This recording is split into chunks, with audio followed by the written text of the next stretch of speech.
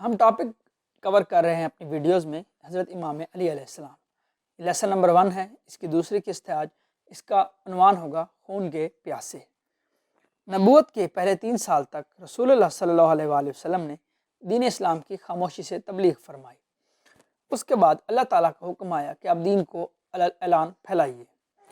اس کا حکم سورہ العشر کی آیت میں سورۃ شعراء کی آیت نمبر 214 اور 215 کا نزول ہوا. ترجمہ: اور سب سے پہلے اپنے قریبی رشتہ داروں کو ڈر سناؤ اور مومن تمہارے پیروکار ہوں اور ان کے ساتھ تواضع سے پیش آؤ. ان آیات کے نزول کے دوسرے دن رسول اللہ صلی اللہ علیہ وآلہ وسلم نے ننھے علی علیہ السلام کو دعوت کے اہتمام کا حکم دیا. حضرت علی علیہ السلام اس وقت کم سن تھے، مگر اس کے باوجود انہوں نے بڑی اچھی دعوت کا اہتمام کیا.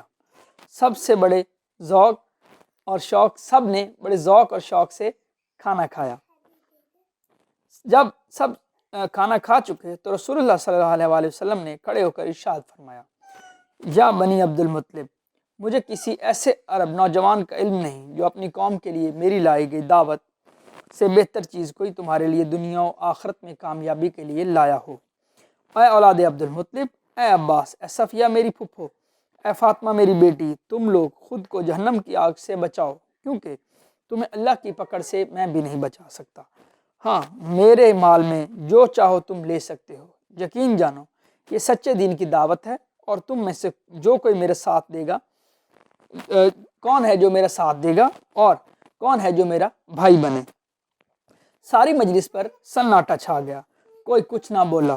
یہ دیکھ کر ننھے علی علیہ السلام اپنی جگہ سے اٹھے اور بولے: یا رسول اللہ صلی اللہ علیہ وآلہ وسلم، آپ صلی اللہ علیہ وآلہ وسلم میرے بھائی ہیں اور میں آپ کا ساتھ دوں گا.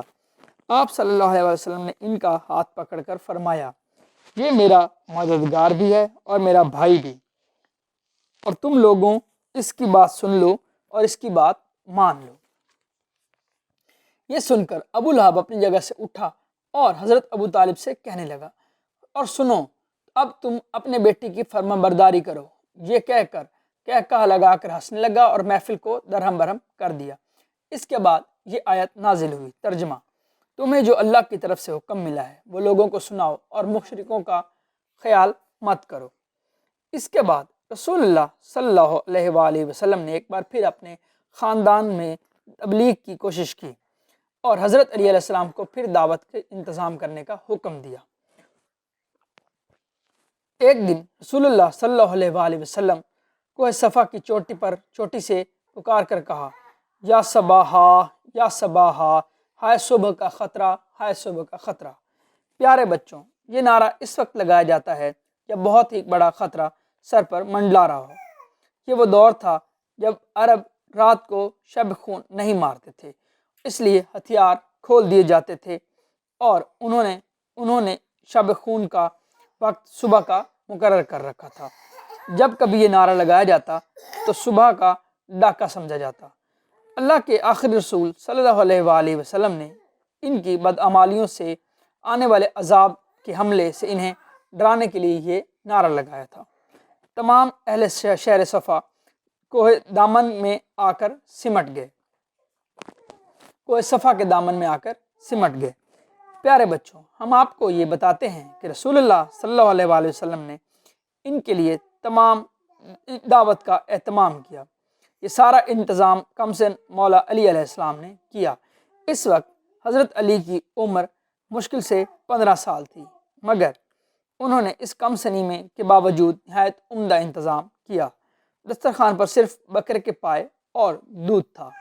دعوت میں شریک ہونے والوں کی تعداد 40 تھی. ان میں حضرت حمزہ، حضرت عباس، حضرت ابو طالب اور ابو لہب بھی شامل تھے.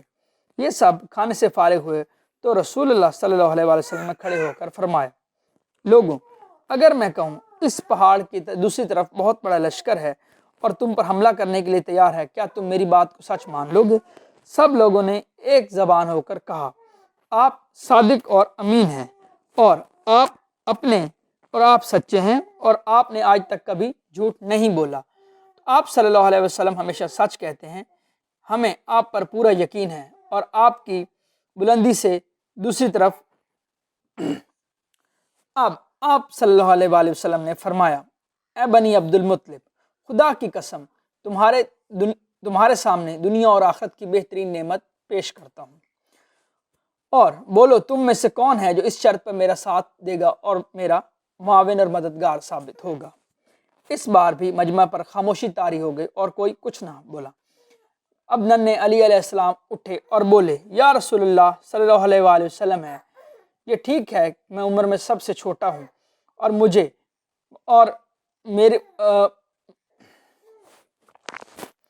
اٹھے اور بولے یا رسول اللہ صلی اللہ علیہ وآلہ وسلم یہ ٹھیک ہے میں عمر میں سب سے چھوٹا ہوں، لیکن پھر بھی میں آپ صلی اللہ علیہ وسلم کا مددگار بنوں گا۔ یہ سن کر رسول اللہ صلی اللہ علیہ وآلہ وسلم نے فرمایا اے علی تم بیٹھ جاؤ۔ رسول اللہ صلی اللہ علیہ وآلہ وسلم نے دوبارہ لوگوں سے کہا، اس بار بھی خاموش رہے۔